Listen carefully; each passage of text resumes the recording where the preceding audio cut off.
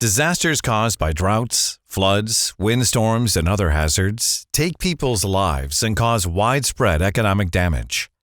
Weather extremes caused some 90% of reported disasters between 1991 and 2016. They also caused almost two-thirds of losses related to disasters.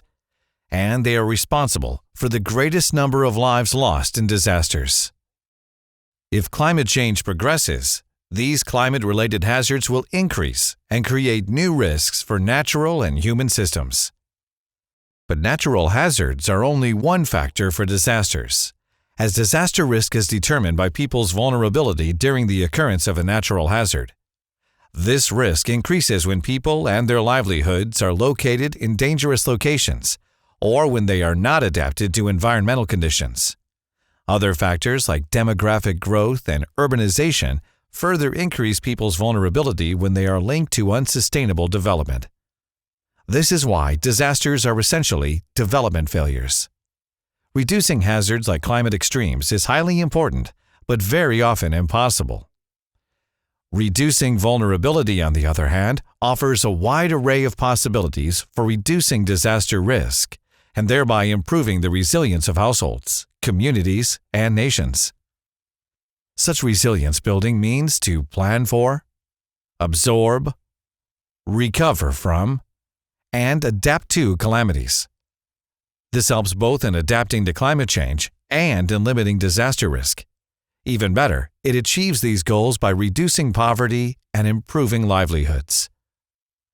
Financial support for disasters increased over the past decades, but most of it was dedicated to activities undertaken in the aftermath of disasters, rather than reducing the risk of their occurrence.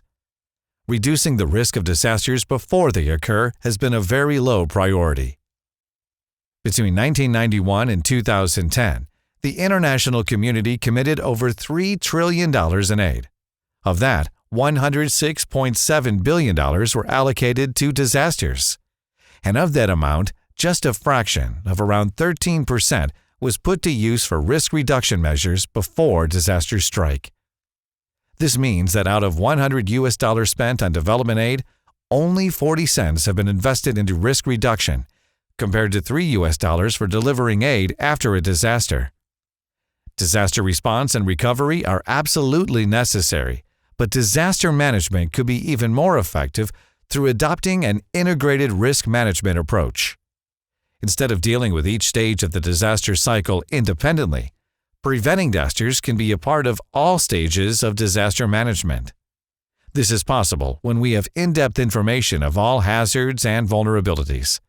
Once we know what could happen and compare it with that which is allowed to happen, we can derive the necessary measures to minimize the impacts before a disaster occurs.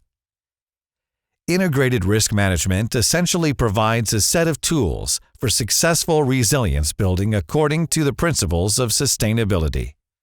The international community has highlighted the importance of integrated risk management through the Sendai Framework for Disaster Risk Reduction, as well as the Paris Climate Agreement under the United Nations Framework Convention on Climate Change.